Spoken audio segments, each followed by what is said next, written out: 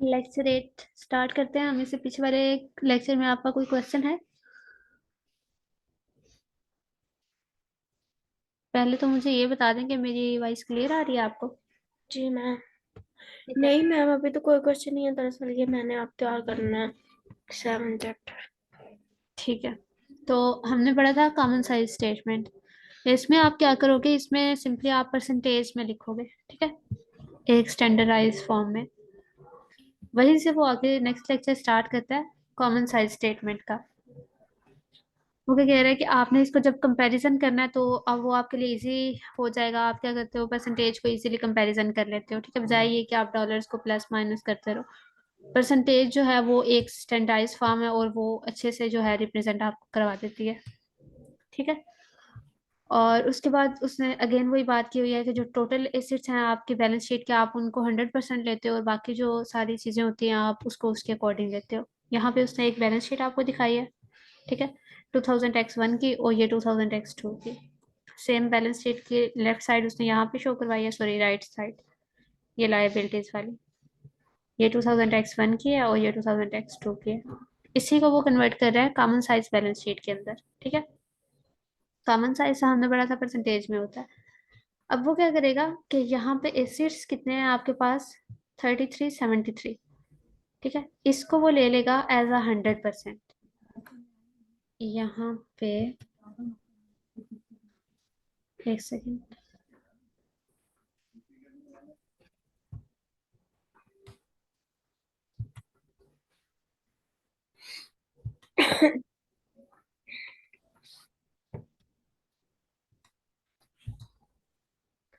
ये वाले जो होंगे ना इनको वो ले लेगा 100%।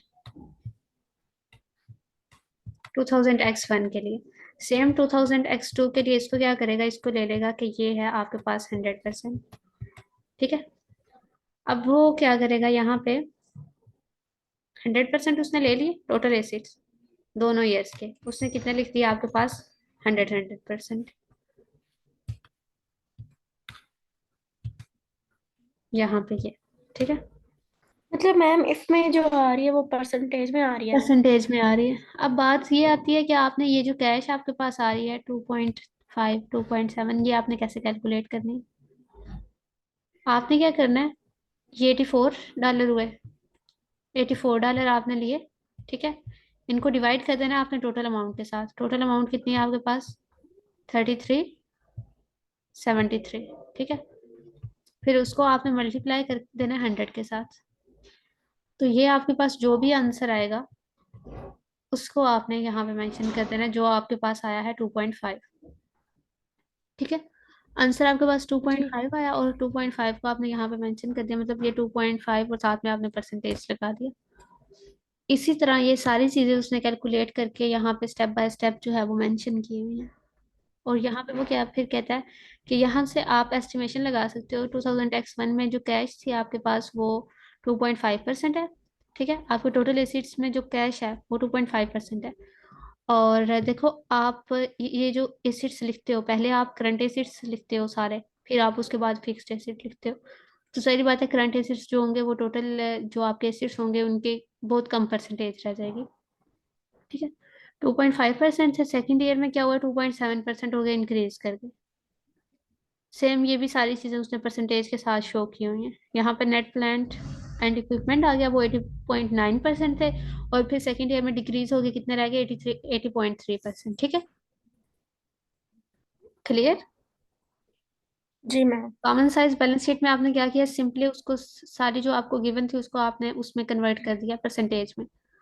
अब जब कॉमन साइज बैलेंस शीट के आप सेकंड साइड की तरफ आते हो, मतलब मैम इसमें क्या करें कि परसेंटेज में वो हमें मतलब कि ये देंगे, परसेंटेज में ही हमने जवाब निकालना है। वो आपको ये वाली बैलेंस शीट दे देंगे। ठीक है, कोई भी आइटम, और आपको बताएंगे कि चलो इसको ना कॉमन साइज बैलेंस शीट में कन्वर्ट करो। तो वो आप इस तरह करोगे। ठीक है, इसका जो भी प्राइस होगी डिवीजन ये हो जाएगा, टोटल जितना भी होगा मल्टीप्लाई आप कर दोगे 100 से। सेम यहाँ पे इसको हम क्या करेंगे, ये आपका 100% हो जाएगा टोटल अमाउंट दोनों ये इसकी। और ये 312 जो है और ये सारी जितने भी अमाउंट्स हैं ये उसी की रिस्पेक्ट से होके ये परसेंटेज जो बनी है वो उसने यहाँ पे मेंशन कर दी है सबकी। क्लियर? जी ठीक है। अब वो कह रहा है कि कॉमन साइज बैलेंस शीट को आप मजीद स्टैंडर्डाइज भी कर सकते हो इसको। ठीक है। जी स्टैंडर्डाइज आप इसको कैसे कर सकते हो कि आप अगर इन दोनों ईयर्स का आपने डिफरेंस करना है कि कितना यहाँ पे आपने प्रोग्रेस किया है या आपको बेनिफिट हुआ है या आपको लॉस हुआ है, तो फिर आप देख लो कि आपकी जो है ये नेट प्लांट एंड इक्विपमेंट इसकी कॉस्ट कितनी वेरी की है। 2731 से वेरी की है वो इतने डॉलर। ठीक है। मतलब इसका डिफरेंस जी कितना है कॉस्ट में, $149। अब सेम इसी को वो कह रहा है अगर आप इसको परसेंटेज में लेके जा रहे हो, स्टैंडर्डाइज उसकी तरफ मॉडल की तरफ लेके जा रहे हो, तो फिर आपके पास ये 80.9 है और ये 80.3% है। ठीक है। जी ये आपके पास आ जाएगा कॉमन साइज बैलेंस शीट के अकॉर्डिंग, आपने यूं कैलकुलेट कर दी। क्लियर? अब वो कह जी रहा है मैम। कि एक और मेथड भी है, आप क्या कर सकते हो, जो 2000x1 की आपके पास कॉस्ट है ना, उसको डिवाइड कर दो 2000x1 की उसके साथ।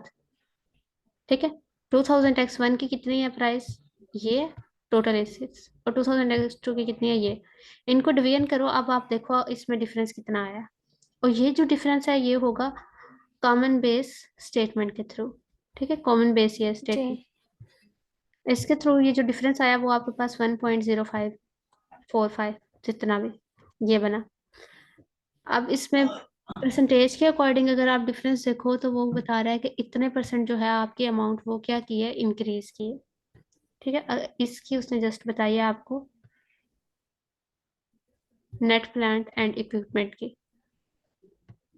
ठीक है। अब नेक्स्ट पॉइंट में उसने आपके पास अगेन वही किया हुआ है कि आप क्या करो, इसको कॉमन साइज स्टेटमेंट के अकॉर्डिंग जितनी परसेंटेज आई है उसको डिवाइड कर दो फर्स्ट ईयर की परसेंटेज के साथ, तो आपके पास जो अमाउंट आएगी वो ये आएगी। और वो कह रहा है कि ये अप्रोक्सीमेटली कितनी है, आपके जो टोटल परसेंटेज है ना एसिड्स की 100% उतनी ही बन रही है, 99.26। मतलब बहुत कम जो हुआ है वो आपने एसिड्स जो हैं वो उनको सेल आउट किया है, लेकिन वैसे जो है ये एक गुड अमाउंट है। ठीक है, परसेंटेज के अकॉर्डिंग अगर आप देखो तो जी 99.26। नेक्स्ट है, इसने यहाँ पे 149 लिया है कि अगर आप उसके अकॉर्डिंग करो तो वो आपके पास 149 आ जाएगा कॉमन साइज स्टेटमेंट के अकॉर्डिंग। अगर आप कॉमन साइज बेसमेंट के अकॉर्डिंग करो तो वो आपके पास आ जाएगा, सॉरी कॉमन बेस स्टेटमेंट के अकॉर्डिंग करो तो वो आपके पास जो है वो ये आ जाएगा 5.45। और अब वो कह रहा है कि इतना आपका डिफरेंस आया, 149 आया या इतना आया, जितना भी आपका डिफरेंस आया इसका मतलब है आपके जो एसिड्स हैं वो इतना लॉस हुए हैं। ठीक है, तो इतने आपके एसिड्स की जो अमाउंट है वो गिरी है। वो तो ऑब्वियसली जी गिरेगी क्योंकि वहां पे कोई ऐसे भी एसिड्स होंगे जिसमें डेप्रिसिएशन चार्ज हो रही है, तो जी मोस्टली जो मैम। होता है फिक्स एसिड्स की अमाउंट जो होती है वो कम ही होती है, क्योंकि अगर आप न्यू एसिड्स परचेज नहीं कर रहे हो तो फिर वो पहले वाले जो एसिड्स हैं उन्हीं के अकॉर्डिंग अमाउंट बताएगा, तो फिर उन्हीं के अकॉर्डिंग जो अमाउंट आएगी वो कम हो जाएगी। ठीक है। अब इसने यहाँ पे क्या किया हुआ है, इसने लाइबिलिटीज को कैलकुलेट किया हुआ है, करंट एसेट्स को कैलकुलेट किया हुआ है, फिर इसने इक्विटी को कैलकुलेट किया हुआ है। ठीक है, एक एक चीज उसने कैलकुलेट करके यहाँ पे उसको मेंशन कर दिया। अब नेक्स्ट वो कह रहा है कि E2Z ये जो कंपनी है इसकी लिक्विडिटी को अगर आप देखो, लिक्विडिटी आपके पास क्या होती है, जो करंट आपके पास एसेट्स होते हैं वो हाईएस्ट उनकी होती है लिक्विडिटी, और जो आपके पास इन्वेंट्री होती है वो लो लिक्विडिटी होती है। ठीक है, मतलब आपके जो फिक्स्ड एसेट्स होते हैं उनको कह रहे हो। और इसको आप कैलकुलेट कैसे करते हो, आप करंट एसेट्स में से माइनस कर देते हो लाइबिलिटी को, ये फार्मूला हमने पहले पढ़ा था। ठीक है, तो वो कह रहा है कि ओवरऑल जो लिक्विडिटी है वो आप मेजर कर सकते हो जब आप कंपैरिजन करो लेफ्ट हैंड साइड का राइट हैंड साइड के। ठीक है, करंट एसेट का करंट लाइबिलिटी से कंपैरिजन करो तो फिर आपको पता चल जाएगा कि वो इंक्रीज हुई है या फिर डिक्रीज हुई है, या फिर वो दोनों ईयर जो है वो सेम ही रही है। सेम का तो बहुत कम ऑप्शन है, या इंक्रीज होगी या डिक्रीज होगी। इसके अकॉर्डिंग आप लिक्विडिटी जो है उसको भी मेजर कर सकते हो। अब नेक्स्ट उसने आपको दिया income statement A to Z company की, ठीक है, सेम उसी कंपनी की उसने इनकम स्टेटमेंट दे दी है। और अब वो क्या कह रहा है कि income statement, common size income statement जो है वो आप यूं मेजर कर सकते हो, ठीक है। टोटल जो होगा वो आपका आएगा नेट सेल्स। नेट सेल्स ये जो होंगी ये आपकी 100% होंगी। अब फिर यहाँ पे ये जिस जिस तरीके से यूज हो रहा है उसी इस तरह आप परसेंटेज कैलकुलेट करके यहाँ पे लिखते जाओगे, ठीक है। अब यहाँ पे वो कह रहे हैं 6.1% जो है वो आपका सेल्स में जा रहा है, यहाँ पे आप इंटरेस्ट में दे रहे हो, ठीक है। 8.1 जो है वो आपका इधर जा रहा है, सेम वो जो ऊपर चीजें मेंशन की हुई है नीचे वही वो लिख रहा है कि यहाँ पे ये चीज इसलिए यूज हो रही है, ये चीज इसलिए यूज हो रही है। इतने की आपने, इतने परसेंट आपने गुड सेल की है, ठीक है, आपकी कॉस्ट ऑफ गुड सेल है, इतने परसेंटेज आपको डेप्रिसिएशन चार्ज हुआ है, इतने परसेंट आपको ये हुआ, इतने परसेंट आपको ये हुआ। उसके बाद आता है स्टैंडर्डाइज फाइनेंशियल स्टेटमेंट को आप जब कैलकुलेट करते हो, ठीक है, सारी बात है, कोई ना कोई ऐसे एनालिसिस भी होंगे, कोई ना कोई ऐसी रेशो होगी, इक्विपमेंट होगा जिसके थ्रू आप इसको कैलकुलेट कर रहे हो, जिसके थ्रू आप इसकी परफॉर्मेंस और एफिशिएंसी को मेजर कर रहे हो। तो वो आप कैसे करोगे? फर्स्ट इसके पास, आपके पास आता है रेशियो एनालिसिस, आप उसका रेशियो एनालिसिस करते हो, ठीक है।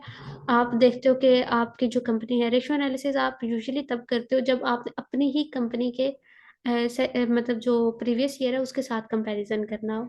अगर आपने किसी दूसरी कंपनी के साथ कंपैरिजन करना हो उसके लिए आप और मेथड्स यूज करते हो, ठीक है। यहाँ पे रेशियो जी। एनालिसिस आप जी, जी मैम। ठीक है, आपने अपनी ही साइज की किसी कंपनी के साथ कंपैरिजन करना है या अपनी ही कंपनी के साथ कंपैरिजन करना है तो फिर आप रेशियो एनालिसिस यूज करते हो। यहाँ पे वो क्या कह रहा है कि एक प्रॉब्लम आ सकती है रेशियो एनालिसिस करते हुए कि मल्टीपल पीपल होंगे और मल्टीपल रिसोर्सेज होंगे, इस वजह से क्या होता है आप अच्छे तरीके से उनको कम्यूट नहीं कर सकते, ठीक है। लेकिन ये है कि आपने जब इसको करना है तो फिर आपने कुछ चीज़ें हैं जिनको आपने फॉलो आउट करना है।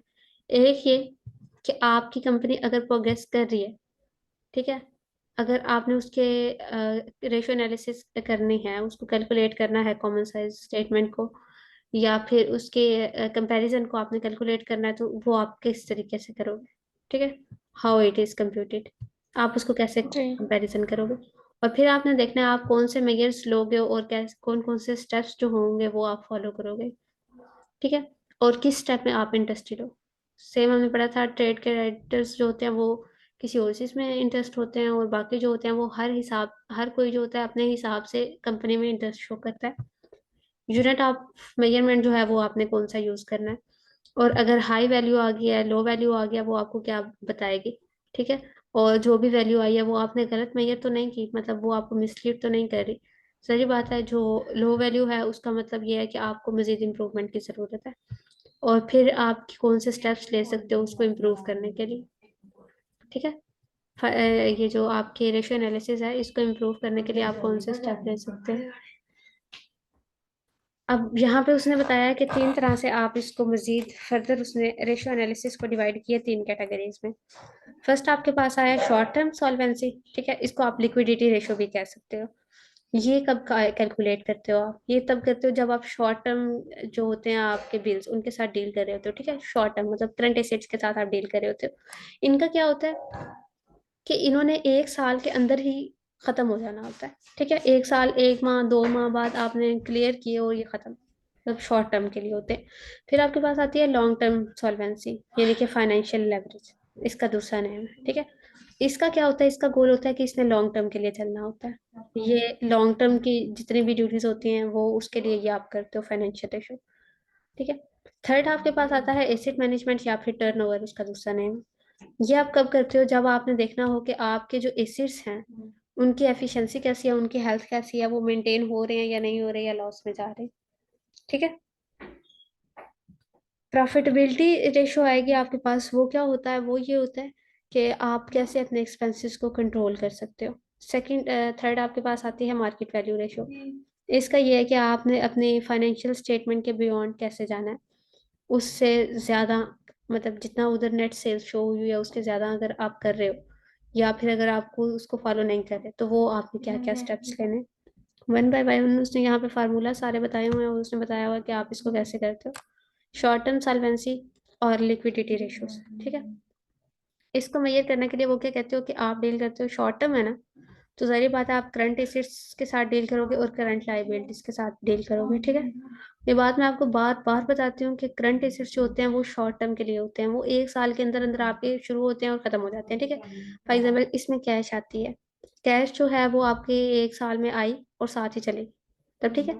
और फिक्स्ड एसेट्स जो होते हैं वो आपके लॉन्ग टर्म होते हैं हमेशा। और इसी तरह करंट लाइबिलिटीज भी जो होती हैं वो शॉर्ट टर्म होते हैं।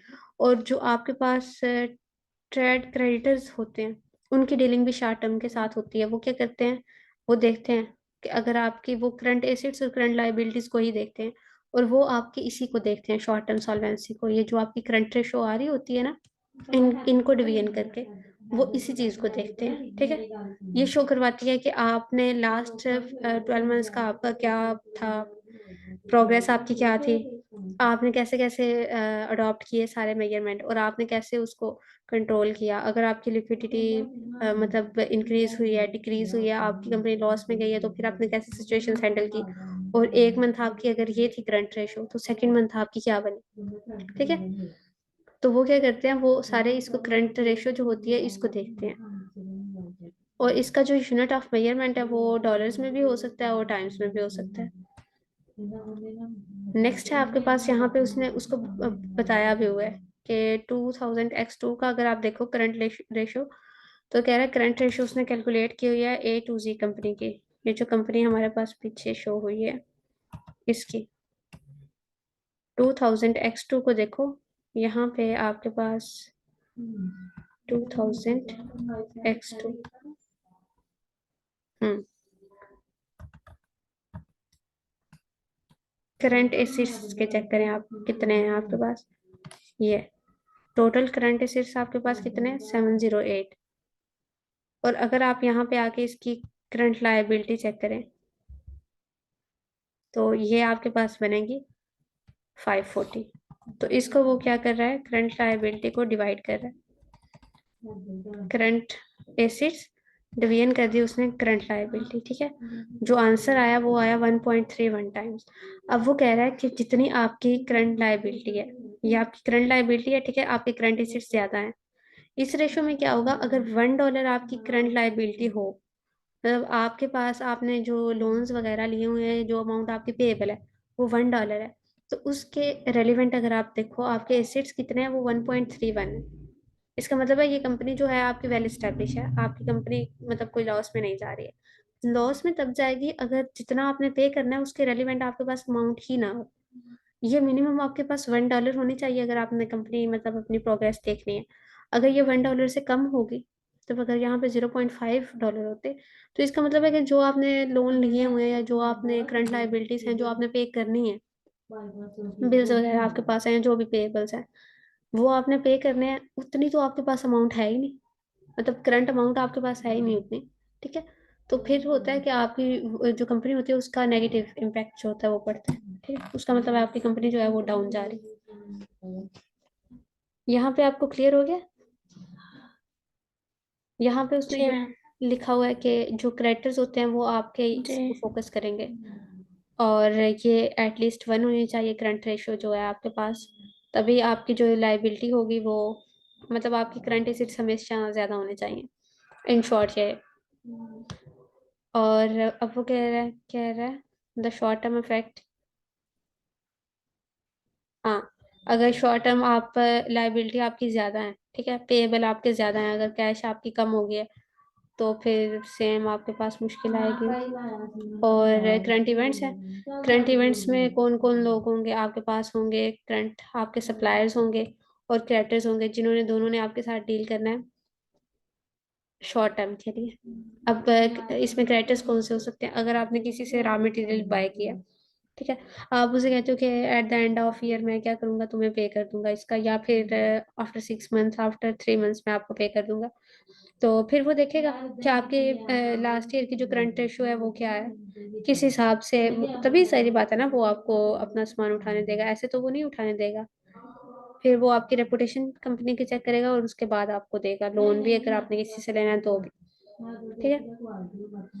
अब वो क्या कह रहे हैं कि अगर आपके पास करंट रेशो है 1 से ज्यादा है तो ये अच्छी बात है, ठीक है। अगर 1 से कम है तो इसका मतलब है कि आपको जो है ना वो इसको कंट्रोल करने की ज़रूरत है। आप या तो फिर लाइबिलिटीज कम कर दो, या फिर अपने जो करंट एसेट आपको प्रोवाइड कर रहे हैं उसको इनहेंस करना शुरू कर दो। वो चीज़ें जो हैं, फिर इसमें से क्या होता है, कंपनी अपने एम्प्लॉयज़ को निकाल देती है, मशीनरी सेल आउट कर देती, नहीं मशीनरी नहीं बल्कि एम्प्लॉयज़ को ही निकाल देती है, क्योंकि उनको उसने पे वगैरह करना होता है। या फिर जो इलेक्ट्रिसिटी चीज़ें यूज़ कर रहे हैं उनको कम करते हैं, मतलब मशीनरी कुछ बंद कर देगी। कम, सारी बातें, एम्प्लॉय होंगे तो कम मशीन वगैरह यूज होंगी, इस तरह करके वो मैनेज आउट कर लेते हैं। ठीक है। अब यहाँ पे उसने एक एग्जांपल भी दी हुई है कि एक फिल्म जो है वो उसके पास जो करंट एसिड है वो 4 है डॉलर, और करंट लाइबिलिटी जो है उसके पास वो 2 है। तो इसकी करंट रेशो क्या होगी? सारी बात है, इसकी करंट रेशो होगी, आप क्या करोगे, 4 जो आपकी करंट एसिड है इसको डिवाइड कर दोगे इससे, जो आपके पास करंट लाइबिलिटी है। बल्कि नहीं, पहले आप इनको माइनस करोगे, current acid minus current liability, आपके पास आंसर आएगा 2। तो उसको आप क्या करोगे कि आपके पास जो 2 है वो करंट रेशो आ गई है, अब उसको आप माइनस कर दोगे इसमें से, 2 - 3 तो वो 1, तो आपके पास आ जाएगा आंसर 3। ठीक है। तो अब इसका मतलब है कि जी आपकी 3 जो है वो आपको अमाउंट चाहिए, तो फिर ही आप करंट जो लाइबिलिटीज हैं उनको क्या करोगे, रिड्यूस कर सकते हो। इतना आप उनको रिड्यूस कर सकते हो तो आपकी कंपनी को कोई भी नेगेटिव इफेक्ट जो है वो एटलीस्ट नहीं होगा। ठीक है। अब वो क्या कह रहा है कि अगर आप इसको रिवर्स कर दो, ये $4 जो है इसको करंट लाइबिलिटीज पे ले आओ, और $2 जो है उसको आप ले जाओ इधर करंट एसेट्स पे, तो फिर क्या चेंज होगा? फिर आपकी 1/3 रेशो से क्या होगा, 1/2 रेशो हो जाएगी। यहाँ पे ये आपकी रेशो बनेगी 1/3। ठीक है। और यहाँ पे ये आपकी रेशो क्या बन जाएगी, ये आपकी बन जाएगी फिर 1/2। तो यहाँ पे इसको अगर आप पॉइंट में करके देखो तो आपको पता चल जाएगा कि आपका डाउन जा रहा है या फिर वो इंक्रीज किया है। तो ये जो हुआ है ये आपका डिक्रीज किया है। ठीक है। Suppose a company buy some inventory, इसको छोड़ दो।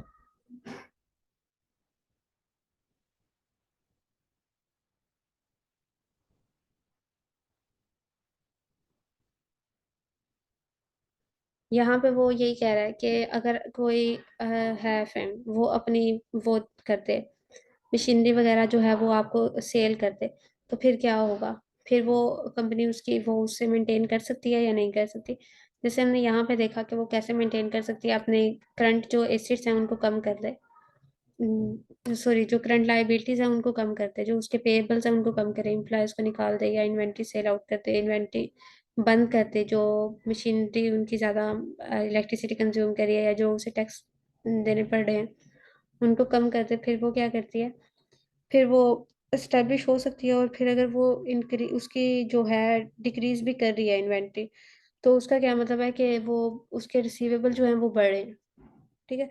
मतलब उसके बदले में उसे जो है कैश मिल रही है, या फिर उसे कैश ही मिलती है आपको इन्वेंट्री जब आप सेल आउट करते हो, या फिर क्या है कि आप डेटर बन जाते हो। कुछ लोग आपके डेटर बन जाते हैं, उन्होंने क्या करना होता है, उन्होंने आपको नेक्स्ट जाके फ्यूचर में पे करना होता है, और जिन लोगों ने आपको फ्यूचर में पे करना हो उनकी आप एंट्री कर लेते हो अकाउंट रिसीवेबल्स में। ठीक है। यहाँ पे उसने यही बात लिखी हुई है कि अगर आपकी इन्वेंट्री डिक्रीज होती है तो फिर आपके कैश या आपकी रिसीवेबल जो होते हैं वो बढ़ जाते हैं, और अगर आपके करंट एसेट्स इंक्रीज होते हैं तो फिर आपकी करंट रेशो जो है वो भी इंक्रीज होती है। ठीक है, क्योंकि आपने करंट एसेट्स जो है उसको ही मेंटेन रखना है। नेक्स्ट आपके पास आता है, ये हमने किया करंट रेशो का। नेक्स्ट आपके पास आता है क्विक रेशो। ठीक है। क्विक रेशो में आप क्या करते हो, इसमें ये होता है कि आप अपने जो करंट एसेट्स हैं उसमें से माइनस कर देते हो इन्वेंट्री को, और फिर डिवीजन करते हो करंट लाइबिलिटी पे। यहाँ पे फार्मूला इसे मेंशन किया हुआ है, और यहाँ पे ये इसने 2000 x2 की हुई है, उसमें अगर आप जाके देखो बैलेंस शीट में, तो ये आपके पास करंट एसेट्स है, ये लाइबिलिटीज थी करंट, ये हमने पहले ही देख ली। अब जो इन्वेंट्री है वो आपके पास कितनी है, 422। इसको जब आप कैलकुलेट करोगे वो आपके पास आएगा 0.53 टाइम्स। ठीक है। तो वो आपके पास थी करंट रेशो अभी, यानी कि आपकी क्या चल रही है रेशो। ये आपके पास आ गई है क्विक रेशो, मतलब उसमें उसने इसमें से इन्वेंट्री भी माइनस कर दी है, मतलब जो इन्वेंट्री है वो अभी आपके पास पड़ी है। ठीक है। आपको उसकी कैश मिली नहीं है, तो फिर वो क्या कर रहा है, क्विक रेशो को उसको भी माइनस कर रहा है उसमें से। आपने इनके नेम जो है ये दोनों दोनों याद करने हैं, ठीक है, ताकि आपको पता हो कि अगर एसी टेस्ट की बात कर रहा है, एसी टेस्ट रेशो की, तो वो क्विक रेशो की बात कर रहा है। ठीक है, नेम जो है वो दोनों मस्त याद करने हैं आपने। थर्ड आपके पास आती है कैश रेशो। काम इन तीनों का एक ही है, लेकिन इनको डिटरमिन कैसे करना है। कैश रेशो आपने कैश करनी है सिंपली।